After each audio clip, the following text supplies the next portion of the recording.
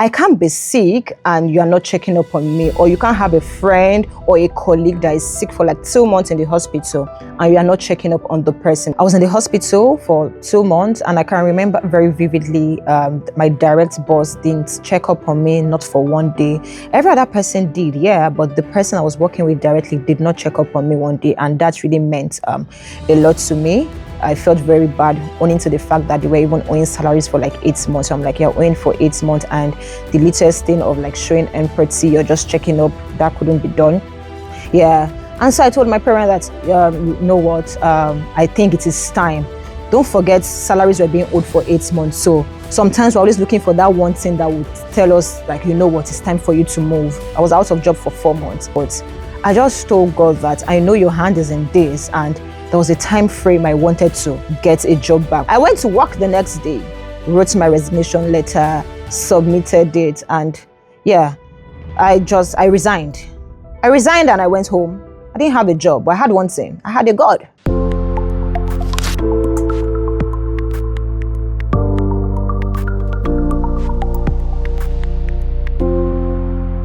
Hello, people. You're welcome to another great episode of Life Moments with Timi.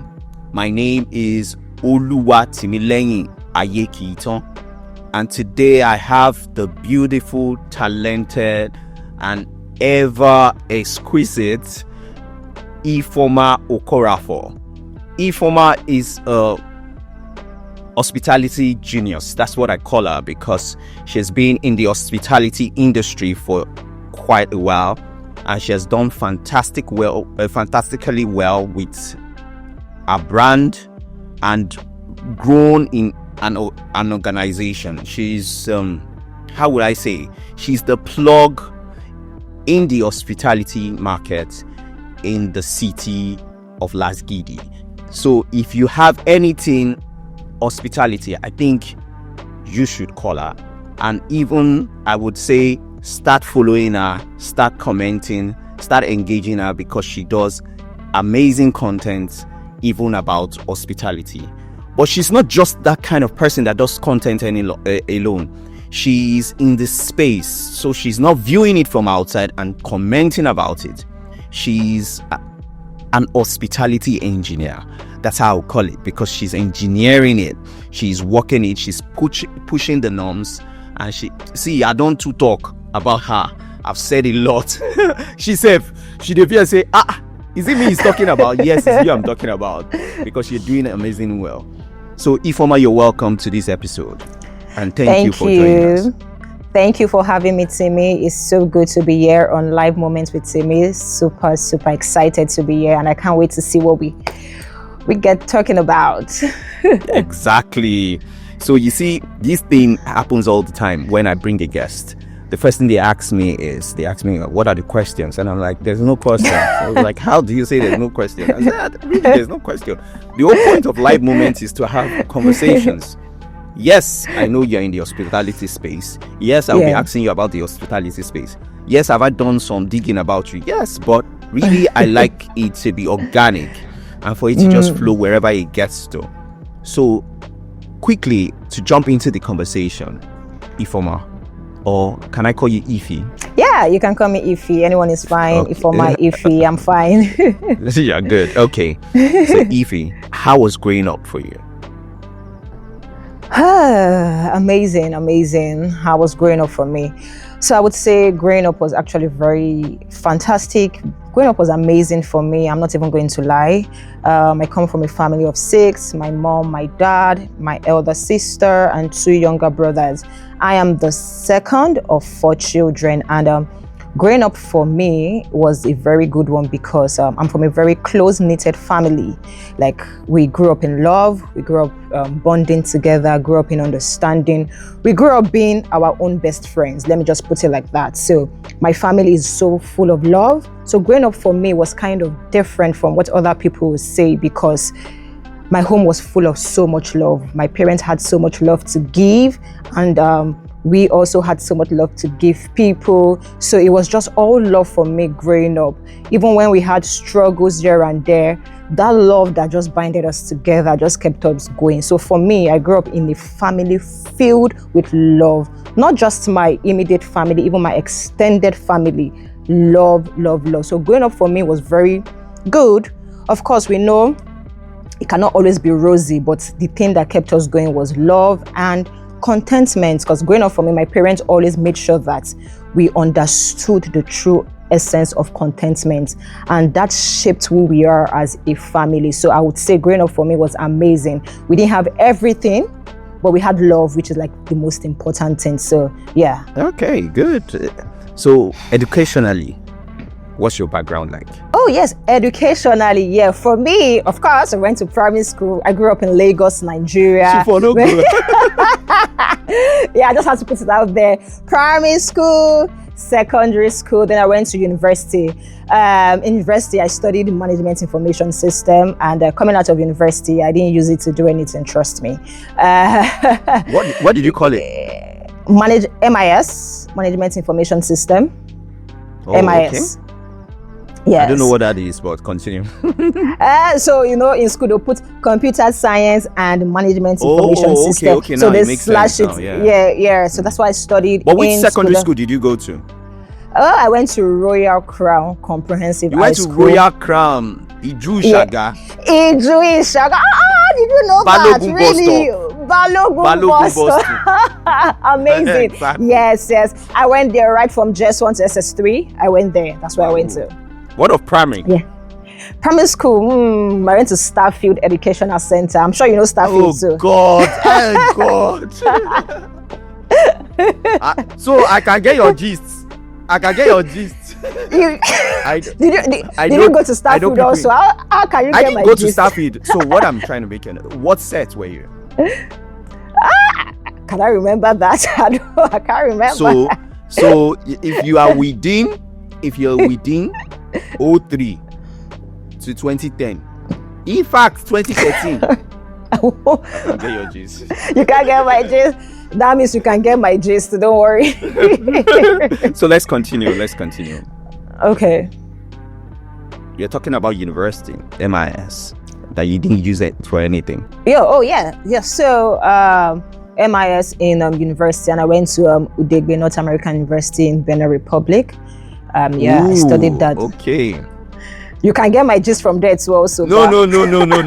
Continue. I'm just saying now it's making sense. Okay, you went to North American University. Benin yes, Republic. And I studied MIS there, and I came out of there, and I just knew that wasn't for me, trust me, because again, I'm going to take it back to my family. I come from a people's family. I come from a hospitable family. Growing up, my mom is a caterer, is event planner, a decorator. My dad was into ticketing. One way or the other, we just found ourselves in the event space. So when I came out of school, I was like, truthfully, I didn't like what I studied in school. I'm not going to lie. I'm like, I'm not going to use this to do anything. I'm like, okay, you know what? I'm going to carve a niche for myself. It didn't come in really handy of the niche I wanted to be in. Of course, try and error here and there. You try some, you lose some. But I got into an insurance company where I, what's it called? Yes, insurance company. Was that service year or post-service year? That was post-service year, after service. NYSC. So where did you serve? I served 2014. I served in Ondo State. Yes, I served in Ondo State. I served in the military barracks back then. That's where I served. Oh, okay. Yeah, in Ondo State. So service did not even tailor your career in any way. You just did it for the fatherland. I just did.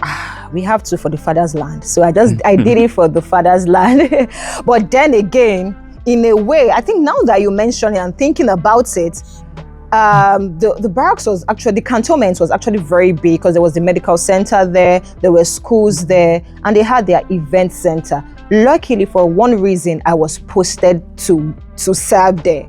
in the event center Oh, there, okay. like just Okay. to work with the other people there to manage it. So that was why I did my service. So now I'm thinking about it now, I think it had something to do with back to the event again, because I found myself in that space doing my service here for 1 year in Ondo State. See why I said that is that I've noticed that in life, when we pick up things in future, if we draw a line through our past, we would have seen points and places where those things might have come up, and you would not just know that there is like a divine hand steering you, and you would just feel, I thought about this, I woke up into this. But if you look closely, there were like pieces of this thing already. See, you now, you talked about your family, that okay, you came from, or you come from a family that is hospitable.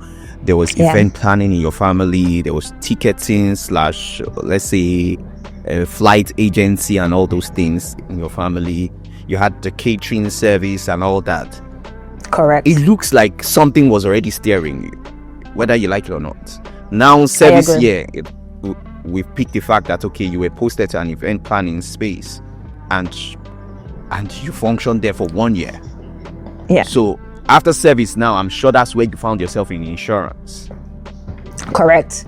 After service. So let's take it back to university. You know, when we go for our CWES, when we have to go and do like what's it called, CWES here, I did that in insurance. So after service here, I went back to that same insurance company to work. Okay. Yeah. So I think that's enough for background. Yeah. So how did you end up in hospitality? Okay, I'm going to share this here, how I ended up in hospitality. So then, like I said, I was working in insurance, and one thing led to another. Something happened in the organization where I work. I think this is a safe space for me to say this, and I'm going to say this here.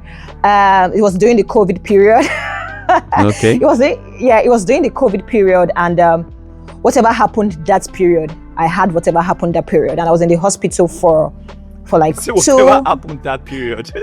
Yes, because we have it out there. Some people said there was nothing like COVID, and some people said there is COVID. We're not doing propaganda. You had COVID, right? Yeah, so whatever happened that year happened. And I was in the hospital for like 2 months, and back to the company where I was working, we were having some issues here and there, and they were unable to pay salaries. So they were like owing us salaries for like 8 months. But I had my side business again that I was using to like manage, going to work and footing my bills to work. I had my other business I was doing on the side because again, into the event planning, catering, family, I was making very good at doing yogurt, smoothies, fresh juice and the rest. So I was doing that, and I was pushing my business on the side where I was going to work. But back to the story, they were owing us for like 8 months, and I fell sick. I fell sick, and I was in the hospital for 2 months. Lo and behold, the direct people I was working with did not deem it fit to check up on me in the hospital that period. And for me, there's something that is very there's something that is very, You just wanted to throw shade on those people. You just wanted to throw shade. Yeah, I'm probably trying to use this as an opportunity to talk about how important human capital is for me. Empathy goes a long way for me. I can't be sick and you are not checking up on me, or you can't have a friend or a colleague that is sick for like 2 months in the hospital and you are not checking up on the person. So yeah, I'm just trying to say what happened, why I left insurance to hospitality. That singular reason just made me say, you know what, maybe you are not valued enough in this organization. For me, what is very important is value, when you place value on people. And I was in the hospital for 2 months, and I can remember very vividly, my direct boss didn't check up on me, not for 1 day. Every other person did, but the person I was working with directly did not check up on me 1 day, and that really meant a lot to me. I felt very bad owing to the fact that they were even owing salaries for like 8 months. So I'm like, you're owing for 8 months, and the latest thing of like showing empathy, you're just checking up, that couldn't be done. I remember December 30th of that year, 2020. I was discharged December 29th. I went to my parents' place. I told my parent that I'm going to work to resign. And they were like, no, you can't. I'm like, yes, I can. They're like, do you have another job? I said, no, I don't. Wait, but the singular reason was the fact that he didn't check on you, your direct boss, right? Yes. So human capital it was is not even so important. it was not even an organization thing. It was the fact that your direct boss did not check on you. Yeah, because I've been working with you for years. So some people didn't check up on me. I didn't count that as anything. My friends obviously at work then checked up on me, but I'm working with a direct boss. We know the implication of working with a direct boss. If you can't check up on me, then what are we actually doing? Should be told, what are we doing? And at that time, you've worked with him how many years? That was 2 years. 2 years. Okay. Yeah. Continue. Yeah. And so I told my parents that, you know what, I think it is time. Don't forget, salaries were being owed for 8 months. So sometimes we're always looking for that one thing that would tell us, like, you know what, it's time for you to move. You were already on the edge. I was already on the edge. Yeah, I was on the edge. Over. Yeah, this just like, okay, this is the final button for you to just move. And I think that was just that one, the final push. Yeah, the final push that I needed for me to just say, you know what, it's time to step out of the boat and just walk on water, if you understand that kind of scenario. And I went to work the next day, wrote my resignation letter, submitted it, and yeah, I resigned. I resigned and I went home. I didn't have a job, but I had one thing. I had a God. I had a God. Yeah. Yeah, I had a God. And I just told my parents. You know that it looks like the wrongest thing to do. The only thing I'm putting out right here is that they've not paid for 8 months. So you have not gotten salary for 8 months and you've sustained yourself. So it just showed that the salary wasn't what was sustaining you. That's why it looks like a financially wise decision. If not, it looked like you were just in your feelings. That's how it will look like. I agree. Totally agree with you, yes. Because for that 8 months, you can say there was no salary, but I was being sustained. Yeah, so okay. God is our sustainer. So what do you expect? Preach it, ma. Yeah, so and that was how I left December 31st crossover service, and I entered a new year without a job. But I knew very well that that was a decision that God wanted me to take, because most times, I tell people around me, most times God waits for us to act on our faith. If you don't take that first leap, it's just going to stay and watch you. And I think that was a defining moment for me, because I just felt that God was trying to help me build my faith by myself. And I didn't miss the opportunity. I took it, that defining moment, and I went into the new year without a job, even if I had my business on the side, but yes, without a job. And I was back into the labor market, as we say in quotes, labor market for a job. Lo and behold, you know, when you be thinking that maybe the next job that will come will be probably banking or insurance again. But something kept happening over and over again. Different job opportunity came up, banking, insurance, but I just knew in my spirit it wasn't what I wanted. One thing or the other would just make me not. I'll go for the interviews, but yeah, it wasn't just what I wanted at that point. And I will not forget in April, because I was out of job for 4 months. And that's why it's very important to trust God, because some people will stay out of job for a longer period of time. But I just told God that I know your hand is in this, and there was a time frame I wanted to get a job back. Was it difficult? Yes, it was very difficult, but God just like held my hand all through. And I'll just fast forward to April. On a Wednesday, I got a call from one of my mentors, like one of my senior mentors, and he called me and he was like, "Hi, Ifeoma," because he knew that I was out of job, and he was like, "Hi, Ifeoma, how are you?" Like, we exchanged pleasantries, and we spoke about it. I was like, "Oh, so I am building a beach house with my partner, and we're at the stage of employing, we'll need an operations manager, and you are the first person that came to mind, and I don't know if you will love to do this job. And he went ahead to say, I know you've not managed the beach house before. I know this is new to you. I know you don't have experience in it at all, but it's something that I believe strongly in my heart that you can do. And he said, don't give me the answer now. Take your time to think about it. When you do, you can call me and we'll take it up from there. I'm like, okay. First of all, I'm like, beach house. I've heard about beach houses, but is it a proper business in Nigeria? That was my question. Like, is it a proper business in Nigeria? And yeah, that was it. He ended the call. I called my mom. I told her about it. She was like, okay, let's pray. And after we prayed, like in the next 30 minutes, she was like, okay, I think this is the one, because anytime I go for an interview, you speak to your parents, they pray, they advise you. And I'm like, oh, I think this is the one. I said, I also feel settled also. And that was, I just called him back and, I just told him that, yeah, I think I can take this job. He said, are you sure? I said, 100%. Like, you have time to think about it, or you don't have to tell me or give me a definite answer now. I'm like, yes, I'm settled. So I think this is the job. And that was how the journey into hospitality, the transitioning into hospitality full time started. Yeah. Okay. So you get a beach house to manage. Yeah. I'm trying to draw the lessons here, because it seems a play of time and chance too. Yes, you could have maybe been working that period and the beach house thing would have come up and you would have just thought, Ifeoma is working, let me not stress out with it. You understand? Correct. But now you come into a proper business, a beach house. If you're just watching it, beach house is a thing now in Lagos, if you don't know.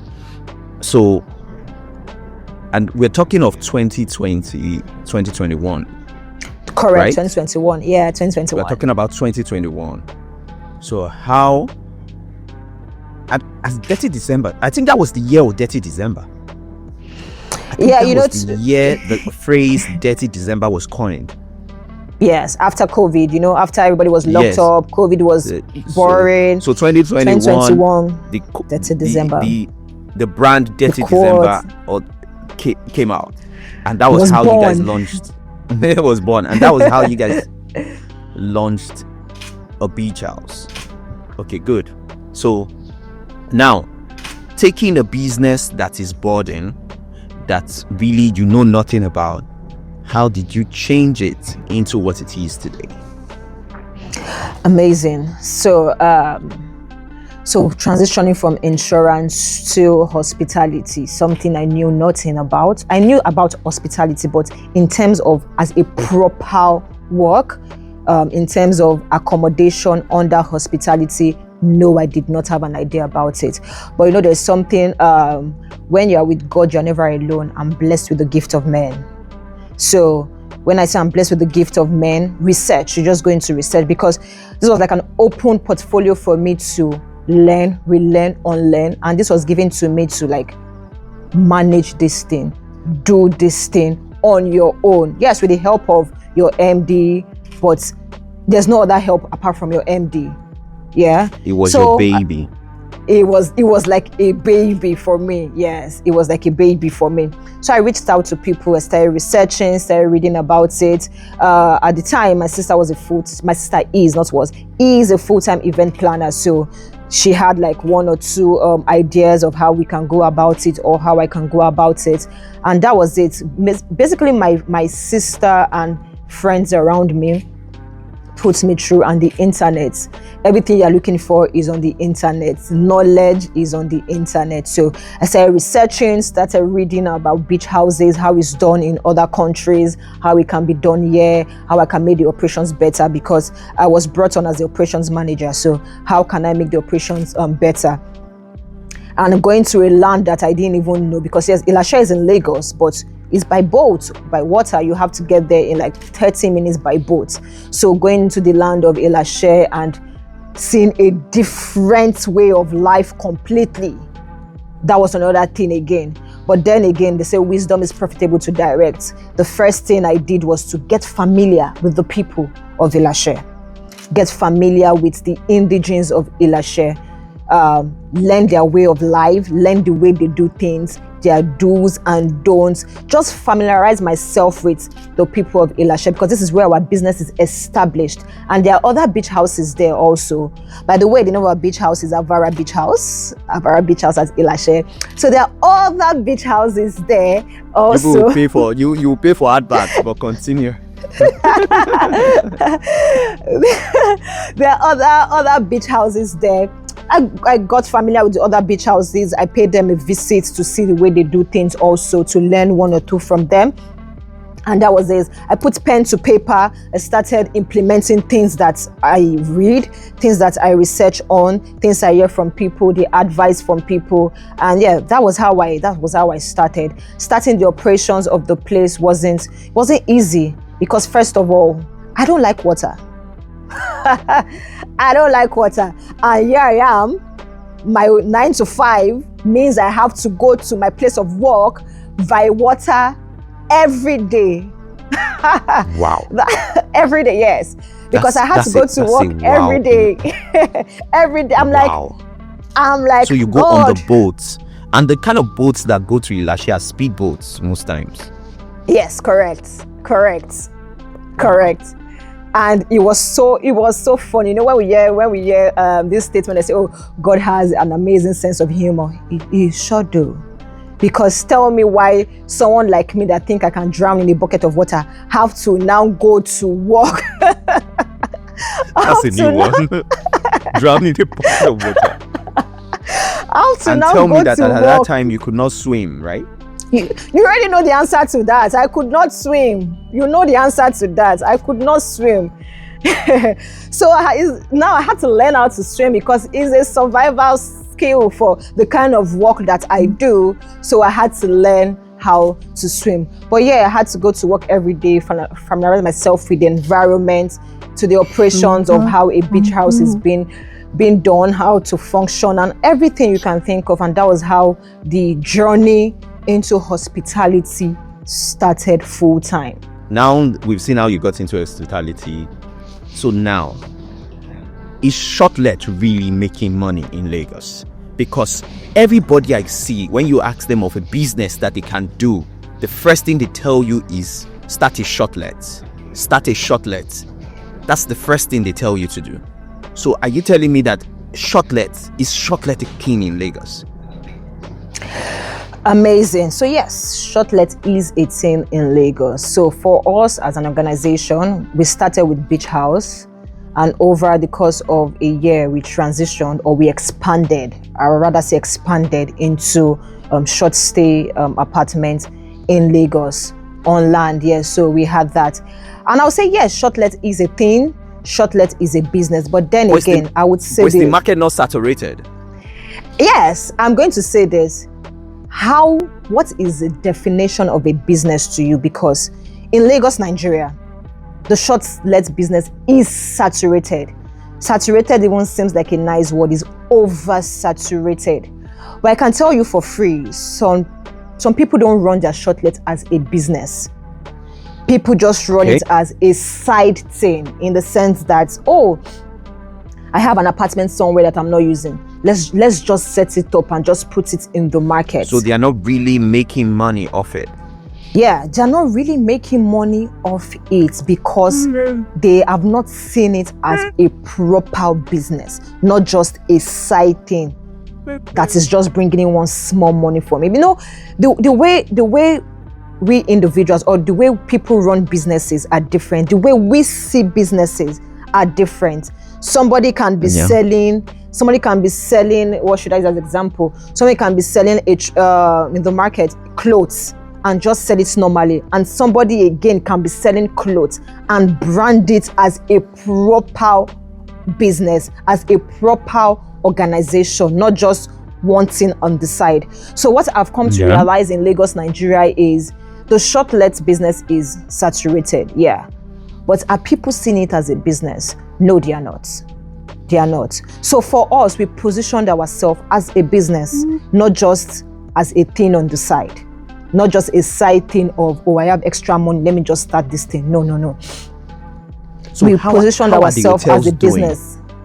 do you have an idea of how the hotels are doing? Yes, I have an idea. Okay, so no, go ahead. Are they really making money? The hotels, yes. Yeah. So I would say the hotels are still making money, because whether you like it or not, some people still prefer to go to hotel. Is a decision thing. Some people will say, oh, I prefer to be in an hotel. Why? Because it is like maybe all inclusive for them.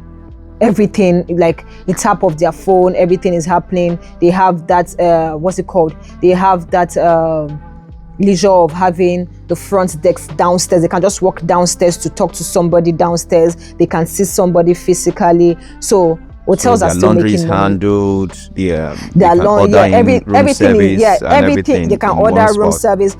Everything is in the building. Like, it's like one shop. It's like an ecosystem. It's like one shop fits all. Everything they want is in the building. So some people still have that preference. Some people still prefer to go to hotel. On the other hand, we have some people that prefer to go for a shortlet apartment, because there they have their privacy, like 100% privacy. They know they have it. They have a kitchen that they can cook. They just want to feel homely, because most times shortlet is like very homely. It's more homely than the hotel. When you're in a hotel, you know you're in the hotel. When you're in the shortlet, it feels like you're home, because it's like an apartment. Not like it is an apartment, so you feel like you're home. So some people, they just want to feel like they are home, and no matter what, they go for shortlet. So the hotels are making money, yes. Shortlets are making money, yes. Money. So there's a balance to the customer base in Lagos. Yeah. We have there's a balance. the customers that want the shortlets, and we have the customers that want, the hotel system. Hotel, yeah. Okay, so how is Dirty December a thing for the hospitality business? And I know that, yes, we know that there are concerts everywhere, and we hear figures of money that is going through Las Giddy. Like, yes, I think there was a time, I don't want to just spit out any figure, but they have like figures that they say go through the economy during that period and everything. From the space of someone that runs beach houses and shortlets, how is the Dirty December period in Lagos for you? The Dirty December in Lagos, permit me to say, is a madness. So Dirty December in Lagos is actually dirty, because it is actually so amazing to see what unfolds in the month of December, because we have a lot of people coming to the country, and it's an amazing time for the hospitality industry in general, be it accommodation, be it F&B, that's food and beverage, be it airline ticketing and the rest. For the hospitality industry as a whole, I would say hospitality and tourism as a whole, Dirty December in Nigeria, it's crazy. It's crazy, because you are booked from December 1st to December 31st. Or even November.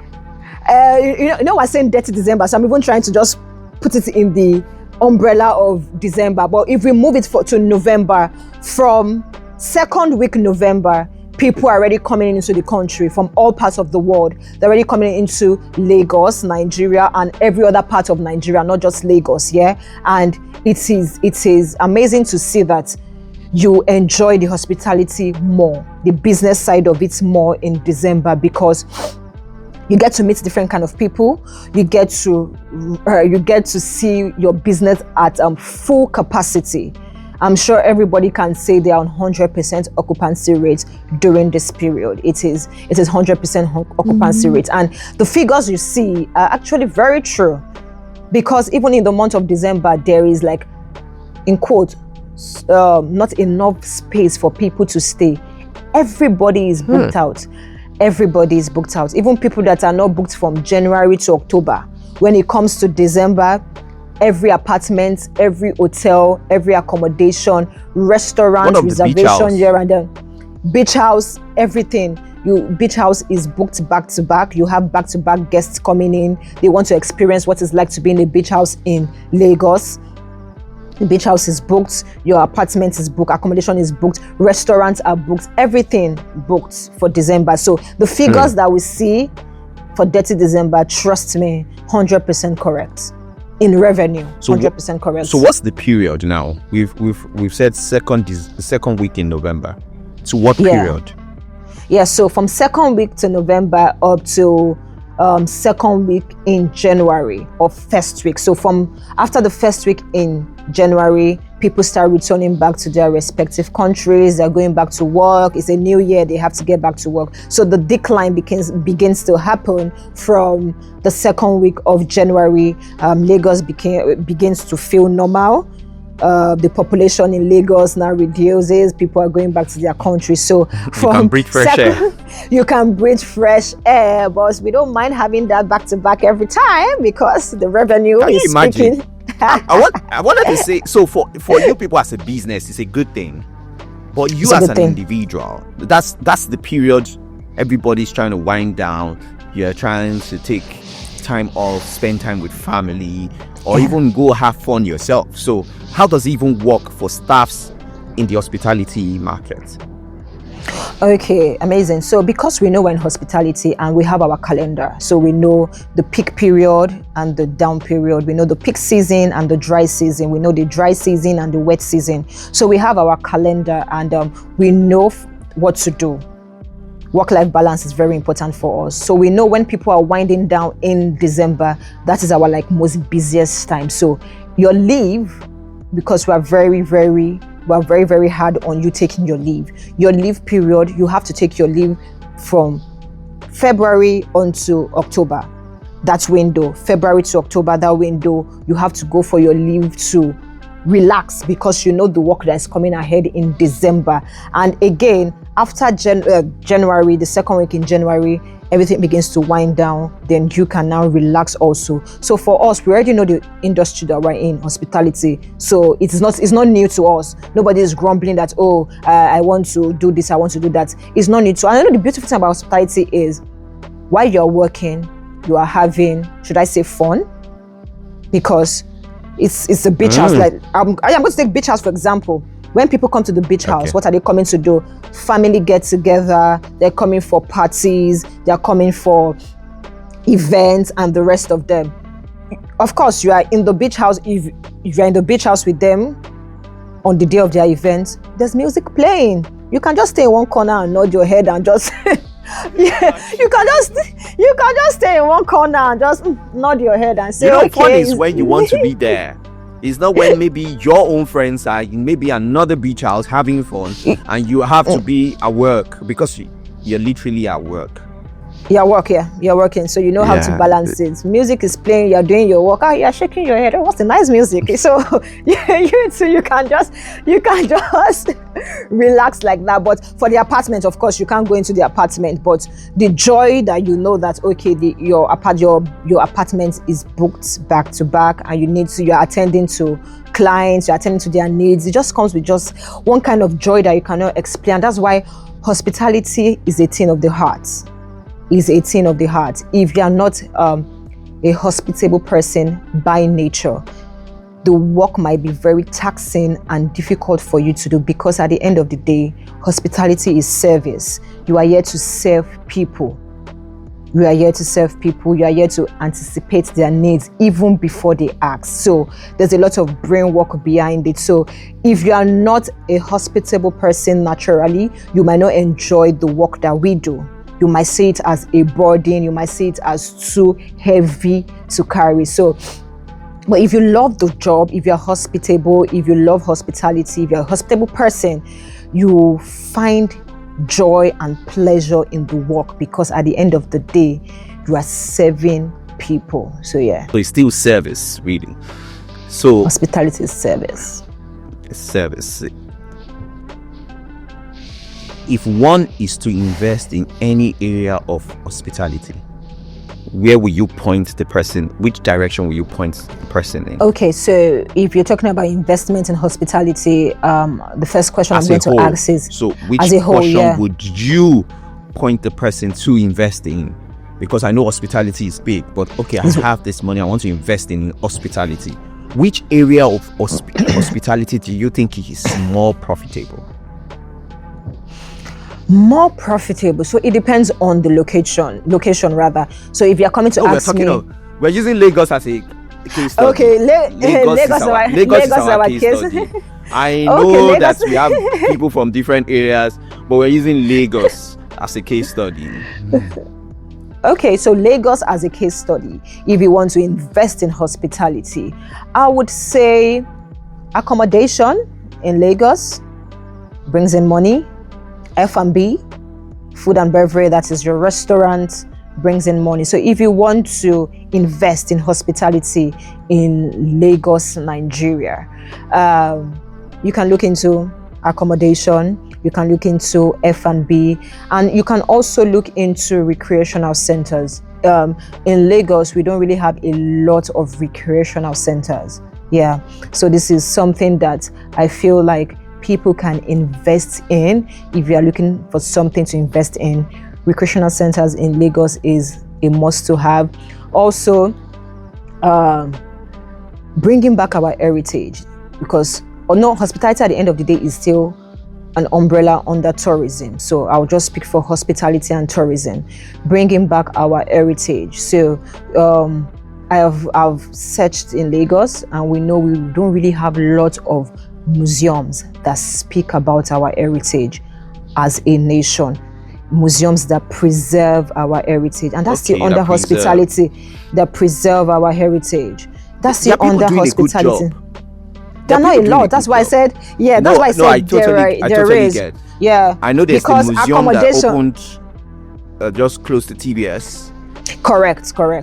And I know of Loving Lagos too. Loving Lagos too have like a place just close to TBS too. TBS, yeah, correct. I walked on that building. It was an old Isaleko building. Instead of taking it down, what he did was they call it restoration in architecture. We restored it to how it looked, and they get tourists come there, people that want to know about the heritage of Lagos, and people go to Badagry too. And so now that is the gallery. But there are not a lot. There are places coming up. There are not a lot. There are not a lot.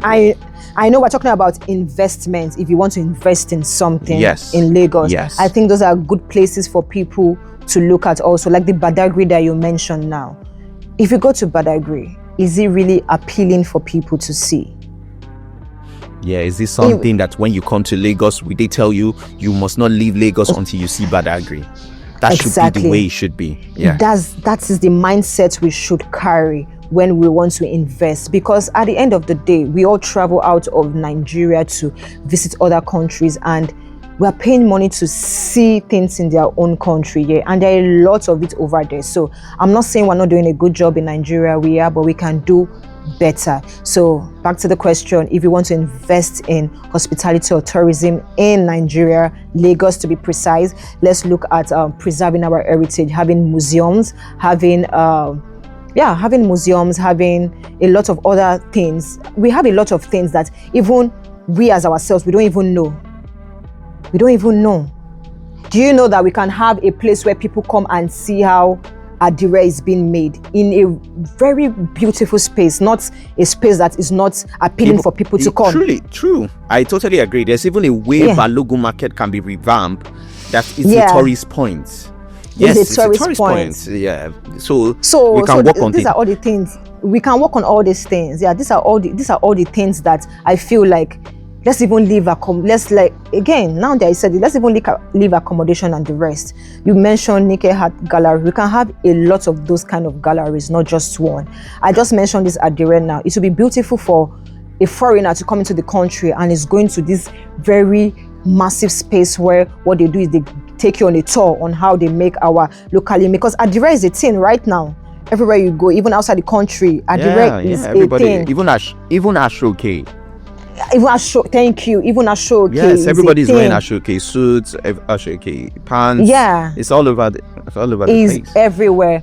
So if we can have places where people pay, tourists pay, indigenous pay, tourists pay to come and see how all these things are being made in a very welcoming environment, trust me, it's going to fetch us a lot of revenue. So if we want to invest, let's look deep inside. Let's take a deep dive inside our heritage, and we can see from our heritage we can bring out a lot of things. Because at the end of the day, hospitality is culture, whether we like it or not.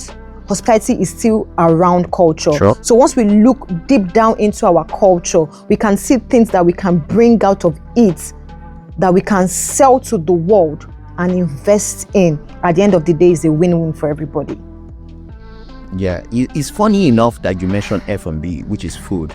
I believe there's a pandemic of restaurants in Lagos, but it seems not to be enough. So with the advent of content creation and all this, there is a new spot springing up every day. And funny enough, I don't even see. I want to believe they are in business because they don't close up. Because if they close up, they are not in business. So it means people are still eating. I was privileged to go to, I think, the Ileyon. Yeah. At Ikeja GRA recently. And I'm like, what? Are you joking? So it's just Ileyon. If you are seeing this video, sponsor before we go further. Free ad. I'm telling you, it's crazy. The crowd there, and we're not even talking about the crowd that you see in the regular eateries, the regular. You know, Lagos has the mama put for F&B, the street side foods. You go straight to the eateries that are not really regarded. They are just regarded like middle class places, which are, I'm not mentioning your name, the eateries. Exactly. Then you take it a step further, then you start to go into fine dining. Yeah. And everywhere is booked. Everywhere seems to be booked. I'm like, are people not cooking at home? People are cooking at home. And it's not cheap. It's not cheap, I know, but so it's like you see people saying, I want to try out this spot. I want to try out this spot. People have spots that they'll say, if you want ofada, go to this spot. But if you want chicken and this, go to this spot. If you want fish at this, go to this spot. And people are patronizing them because they keep opening up. It's a pandemic for me. But it seems like the more they open up, the more you're filled up. Yeah, very true. So, no, go ahead. So when you mentioned F&B, I wanted to say it's saturated, but I just thought about it. For every new space, content creators in the bid of looking for what to do, we have people that do even food blogging now, and they visit all these restaurants and direct traffic to those restaurants. People want ambience. People want to go to the place. They will dress up just to snap pictures. So you see restaurants putting it out there now to say, okay, you could come in to just use our space, because they know that when you sit down in this space 2 hours, you go buy something. But as you will feel embarrassed, you buy something, and they are not cheap. Yeah, but is it safe to say that the reason why people will keep going to restaurants, I'm going to take it back to what we just said, is we don't have enough spaces for sightseeing. So for us in Lagos, new restaurants is like sightseeing for us, to be honest. New restaurants is like sightseeing for us. So imagine the restaurant having where you can snap pictures. They have picturable areas where all this tourist attraction is supposed to give us that vibe and feel. Only restaurants are doing that because that is where everybody is like investing their money in. So going to restaurant for us in Lagos is like going for a tourist attraction. This new place is open, let's go and see. Again, people like to eat, and again, like Ileyon that you mentioned, why would Ileyon be filled up every time? Our culture. There's something culture does for you. There's something when you have a business that is preserving your culture, check it. It's going to it's going to sell. It's going to move.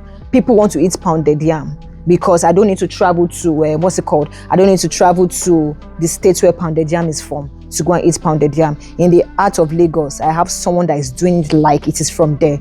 That is when I say preserving culture. It goes a long way. It has a ripple effect. So yes, restaurants opens every day, fine dining, mama put, and the rest of them, and everybody is selling out. But how many museum can we say is opened? How many art and crafts place can we say is opened? Oh, I'm checking out this place. 2 art and craft stores just opened yesterday, this and that. So people are focusing more on F&B, and there's a market for it because Lagos is a very busy place. Very, very busy place. So people must eat. You see people are ordering food at work. They wake up very early to go to work. They are unable to cook. They must order food to eat. So the F&B business in Lagos is going to continue to be a booming market. It's going to boom. It's going to boom. So yeah. Yeah, it's good you touch on culture because sincerely, that's what they are thriving on, especially the brand that we've been mentioning constantly. They've been thriving on that. Culture. And it just shows that we've not tapped into that culture well enough, because this is just a fraction. This is just Yoruba culture. Why don't we have it for the Igbos? Why don't we have it for the Hausas, where you go there and you experience it, it just shows that the market still is still untapped. It's untapped. Correct. Yes. Yeah. Why don't I go to Ekpe, go to a place where I can catch the fish and make the fish? Very true. Why are the grills not in Ekpe? Ekpe should have a grill competition, minus the fishing competition that they do. Sure.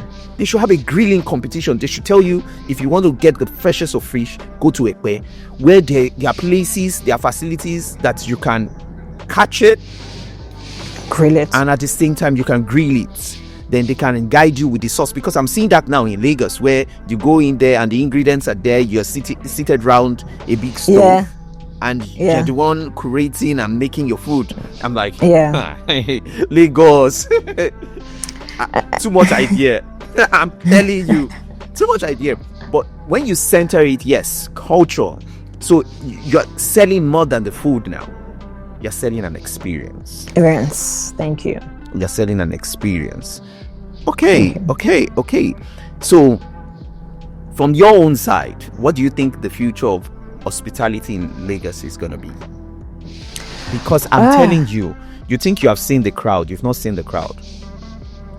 Last year, there were a lot of people shouting, why didn't you tell us we will all gather in Lagos? You guys didn't tell me we will all gather in Lagos. I know people that are saving up for Lagos this year, that are saving up for Lagos. People that don't even have your Nigerian descent. They are not from Nigerians, both black and white, both Caucasian and Latinos. They are saving up for Lagos. So what is the future of hospitality in Lagos? Amazing. The future of hospitality in Lagos, Nigeria. You know, when you hear the future is bright. This one is the future. This one is of joy. The future is the brightest in Lagos. So the future for hospitality in Lagos is very, very bright. We have seen the statistics. We've seen the data. Data don't lie. So the future of hospitality in Lagos is something that we even need to prepare for. If we're not well prepared for it, we might not even be able to manage what is coming in for us, because the population of Lagos is going to ×2. So the future of hospitality in Lagos for the Detty December, it's going to be really crazy. It's something that we are looking forward to, or we already know how it's going to look like. It's going to be ×3, ×4 of what we have seen before, and it's something that will blow our mind. It will blow our minds. So the truth is, even with the advent of the shortlets, it's not enough for the future. The hotels are not enough for the future. That's what we're saying. Yes, but now I'm going to bring us back for the future. For Detty December, what happens when every other person goes back to their country? So the future is not just only Detty December, right? The future has to be holistic. Just 2 months. Yeah, that's just 2 months. That's just 2 months. The future has to be holistic, not just December. So the future of hospitality in Detty December, but before Detty December. So what I've noticed is every other festival that brings in people in Nigeria affects Lagos one way or the other. Is it Ojude Oba? Ojude Oba. Yes, Ojude Oba. That happens in Ijebu. Yes. It impacts Lagos because that period you just notice that there's a rising, because it's like it doesn't make sense that you come to Nigeria and you don't stop in Lagos. Because Lagos is the center, that's where the airport is. So you must pass through Lagos to go to anywhere you're going. There are international airports all around. I know, but people just want to land in Lagos first before I they totally now agree. go to, they want to land in Lagos first before they go to other states. So it means that if Lagos themselves can leverage on other festivals and every other state work on the tourism, their tourism factor and their hospitality factors, it will still impact Lagos because people will still want to stop over in Lagos. We have Ojude Oba in another month. We have the Calabar Festival, even though it falls within the Detty December period. Yeah. You have there are tons. There's even the Oshun Festival where they do the river and all those things. All those things still at the end of the day impact Lagos. So if every other state take what they're doing seriously, Lagos seems to just be the safe space. So I understand that it is saturated, but what we are saying is if it doesn't capture Detty December, if we start having accommodation issue in Detty December, you would see that what it will mean is neighboring areas starts to blow up, but people want to be on the island most times. Yeah, true that. So it means that beyond, you will see that Ibaramadesoya, Aja, deep inside Aja, all those places will start to develop because people still want to be in that access on the island. So on the island. So one thing I want us to touch before we wrap up this episode is security. What's the impact of security even in the hospitality? And security goes both ways.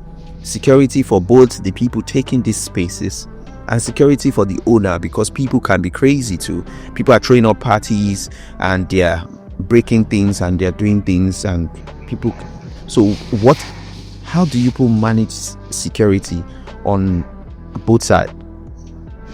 Okay, so I'll start for security for owners of apartments. I'm sure that's what you asked. Security for owners of apartments. Not owners. I'm even saying the people that take the apartment, and you as the agents or the hospitality, the owners too. How do you guys balance security? Because I know that most of the time it's contactless, but there are times that you guys have to meet physically with these people. If someone is using your beach house, security, how do you manage all that? Okay, so for the beach house, security is you always have staff on ground. There's always staff on ground to monitor what is happening, because of course you need staff to cater to the guests that are available at the beach house. So I'm going to start with the beach house. So there's always security on ground. And if we are talking about security, about maybe armed forces or uniform security, we have that in place also. And also, you know, before you let out your space, you must have like rules and regulation that a client must sign off. So as an owner of a property, you have rules and regulation that you share with your clients. They have to agree to it, like an agreement. They have to agree to it and sign off. And most times you see when you pay for spaces, they always ask you for a security deposit or a refundable deposit. Some people call it security deposit, some people call it so that way the owner is a bit secured. If anything is like damaged or destroyed, you have a deposit that can cover for it, and if nothing happens, we send it back to the client. For the guests, on the other hand, of course, we have security personnel always around at the beach house to always make sure that the guests are okay 24/7. We have them on ground. So for the beach house is always very secured both ways, both for the owners and both for the guests. Security measures are always taken, and even for the property also. For the Shortlet apartment, so the same thing also, we have our agreements that we share with guests when they come in also, and there's housekeeping. So housekeeping, they come in, anytime housekeeper come, they must check the space, Abby. They must know that everything is intact here. So there is housekeeping that comes in to make sure that the property is intact. And we must do housekeeping. We must do housekeeping. So even if you say, oh, you don't want housekeeping, we must come into the space to at least clean. And that's where the housekeepers can check the situation of things in the apartment and escalate if there's any issue. Also for the guests also, Okay. all our apartments are always in secured places, secured areas. Security is very tight. I'm speaking for ourselves as a business. We are very, very big on security. So before we go out to onboard a property, we have a checklist of things that we check, and we have like security as, if not top 5, you have security there. Is the area secured? Because at the end of the day, the life of the client is in our hands at that point in time when they are with us. Whether we like it or not. So we go for areas selling security. We are selling security, and it's even our vision and mission statement. We have security there. It's so funny that now you mentioned security. We have security as short as our statement. Because if I wanted to book a space, that's one of the first things I'll be looking at. Security. Am I safe in that space? Are you safe? Yeah. So we take security very seriously. Yeah. So for us is part of our values. Part of our top values as an organization, and I think it should be for every hospitality business. Security has to be part of your values, because these are people that are coming to entrust their life in your hands, in quotes, during the time that they are with you. So you have to take it very seriously. So for us, security, part of our top values. Okay, so how do you? I know, yes. What are the ways to get clients? I know, yes, you have like your website, you might be hosted on other general website, but how do you get your clients majorly for all these spaces? Okay, so for a space like Lagos, Nigeria, yes, I will tell you for free that the market is being run by agents, whether we want to hear it or not. The market is being run by agents. Explain what agents means, because I would have expected that I can just go online and book a space. Yeah, you know, the first thing you said is apart from the website, so that's why I didn't start from there. Okay. So let's take it like this. If I wanted to book a space, what's the best way for me to book the space? So if you want to book our space, the best way for you to go is to go on our website, www.avara.com. That is like the best. You don't get most of your clients from there. Is that what you're saying? Yes. So most clients, and I think it's a people's thing. I don't know if people are, lazy to go online. I don't know. I'm sorry about that. But I think it's a people's thing, because the website is out there. And I'm sure for every other business, the safest way to actually book a space is to go on the website of that business. A representative will surely respond to you. So to book our space, first, our website. You can also go on our Instagram page. We have a representative also there. You can also get our direct contact also. So where does the agents now come in? Yeah, you said the market is run by agents now.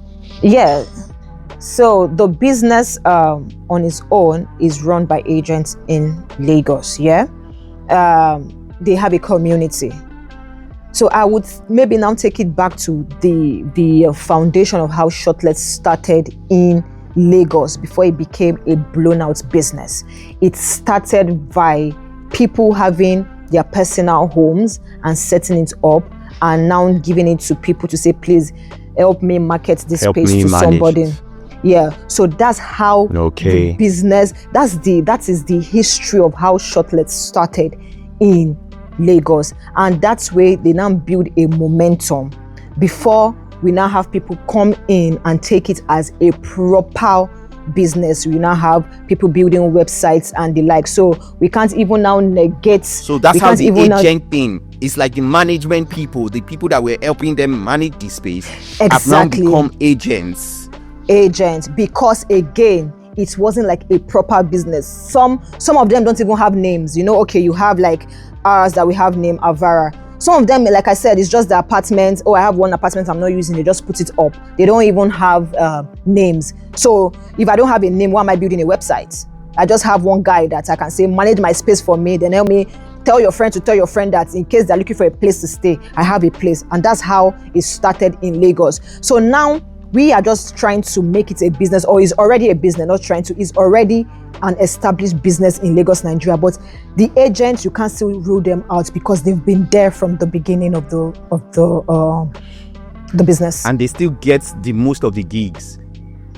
You would think that people from abroad coming in should know that they could go on a website, but still, you're still, because I see it on my status, you see people post 2-bedroom in Ikoyi, 3-bedroom short stay, and I'm like, why would I book it from you when I can just go on a site and book it? And it seems as though the agents are cheaper. Nope, they are not cheaper. Agents can never be cheaper. If you find an agent that is cheaper, you set yourself up for scam. How will an agent be cheaper for? So the agents are not cheaper, but why are they getting all the gigs? Are we drawing the line to say it's laziness?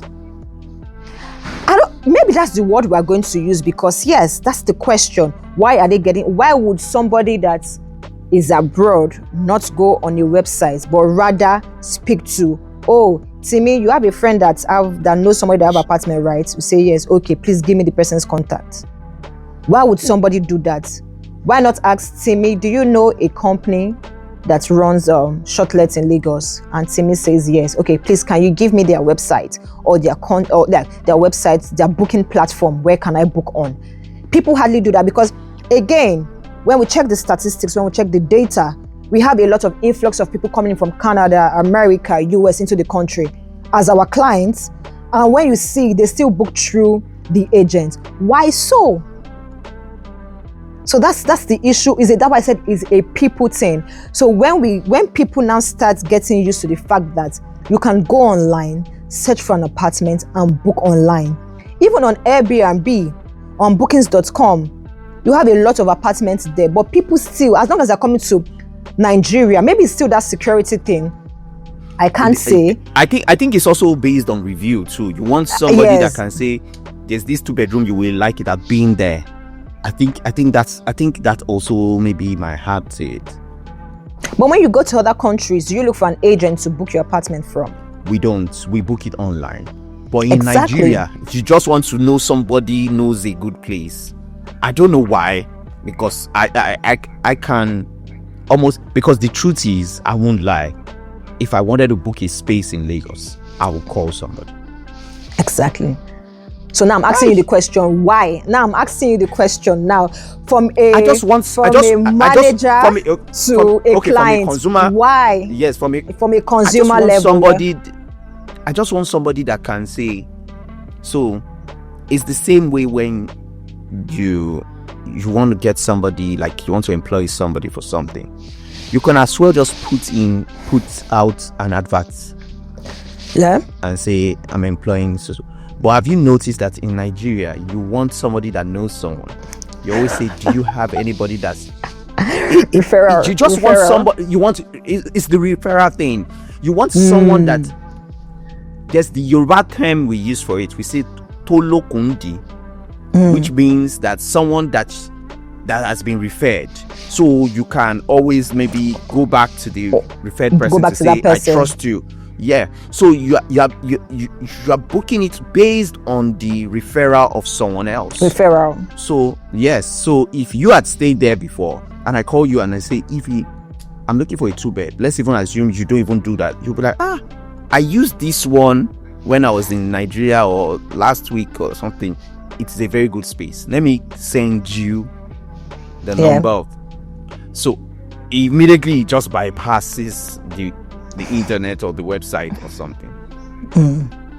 Yeah. So the agents are still the chairmen. Yeah, I think again, I think it's a culture thing. Now that you made mention of something, I think it's just our culture to always double check and do that referral thing. I think Nigeria, we are like a family, whether we like it or not, we are like family oriented. In Nigeria as a whole. So that's Nigerians. So that means the foreigners book online. Yeah. Are you saying the foreigners will book online? Nigerians that stay abroad still have don't book online. That they don't book online. But what of foreigners? Like foreigners book. They book online. Foreigners book online. They book online. They book online. They book online. But if foreigners are coming with their Nigerian friends, they are not booking online. The Nigerians is going to call somebody. Wow. And most times, if a foreigner by chance just have a Nigerian friend and just tell the Nigerian friend that I'm going to your country, say, let me help you source for accommodation, the Nigerian is going to take charge of that and now come the family way again. But if they are just coming and they don't know anybody, trust me, they book online. Let's say for organizations, maybe organizations that are sending their people into the country, the first thing they even want to see is your online presence. They don't want any agents. That's the foreigners now. Your online presence. Because so the first thing they see the agent as a security risk. They see exactly. They see it as a bridge. They see it as a risk. We Nigerians see the agent as security for security. Us. Yes, that's the word. We see them as our own security. If anything happen, I know who I can hold. That person is my insurance.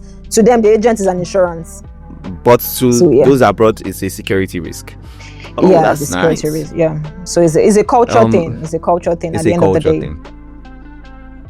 So, if there was one thing you wanted to change in life generally, even also, I would say in the hospitality space and also in life generally, what would that thing be?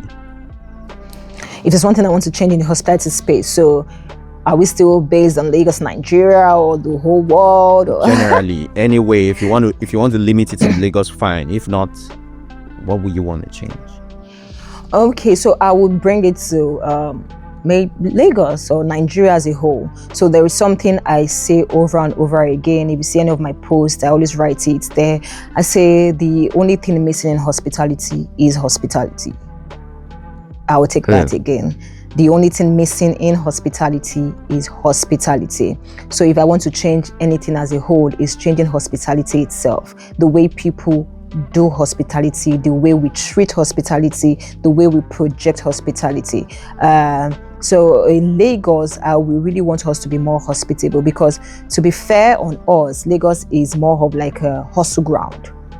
It's just now that we are learning this thing called hospitality in Lagos, and I say this with all humility and with all reverence. Nobody should please come for me. But in Nigeria as a whole, we really don't understand hospitality. We are so used to the hustle culture. Yes, we don't have the hospitality culture. We have the hustle culture. It's just now that people are more aware, or they are becoming aware of hospitality, and we are now trying. We are trying. We're not there yet. I would say on the scale of 100, we're probably on a 40. We've not gotten the pass mark yet. On a 40, yes, I would say that. I'm serious, because hospitality is an. Your examiner, no set exam. See, hospitality is an experience. See, from the airport, the experience starts from, let me say, from the air flight itself, from the airport itself. There are a lot of things happening from the airport down to the road, the way we drive, and people cuss you out on the road, the way. That is the whole experience, and that is the hospitality we're talking about. If you go to some countries are hospitable, some are not hospitable also. But when you go to some countries, from the moment you step your feet at the airport, you feel the hospitality. And it's not fake. It's who they are. They've imbibed that culture. They're not hustling, they're not hustlers. And there's one thing I would want to change in the world is love. Love is just so important for us. And if you go online, why I say love is, if you go online, you see a lot of conversations, you see the way people communicate. And I can tell you for free that what you see online is the representation of the heart of people, and it just shows a lot of things that are wrong. And if there's one thing I can change, is just probably just carry the love of the Father and just spread it abroad in the heart of everybody. Just let love lead. So for me, love must lead. Thank you. Okay, so that's a good message for the world. You said if you would change anything in hospitality, is the way people do hospitality. People view hospitality. Hospitality is not just in the space. Hospitality is from the airports. It's from the way we interact with each other. Hospitality is all rounded. And love, I think you are the second person on this season that will say that love is key. I won't lie. In fact, we say God is love. Let's learn to love each other. If you love people, you would, some of the things you're doing, you will reflect, you will change. All right, thank you very much, Ify. It's always a pleasure to have a sit down with you. I remember the way I picked that we have to do an episode. We were talking and I was like, this is too much. No, you have to come on an episode. And thank you for obliging. And thank you to our man Isaiah for holding the camera. Thank you for all the people behind the scenes. Isaiah is behind in the camera. Ify is going to work on something soon. So watch our space if you're interested in the hospitality business, if you're interested in that space at all, as a vendor, as anything, please follow her. Her handle will be put on this video. So just follow her. Watch our space. And thank you all for joining this beautiful episode. Don't forget to like, share, subscribe. Yes, I mean subscribe, because you've not subscribed. You've been coming here, you've been watching, and you've not subscribed. Go subscribe, comment, and let's get the conversation coming. Then going. Till we meet next episode. Stay safe and peace. Thank you. All right. Bye.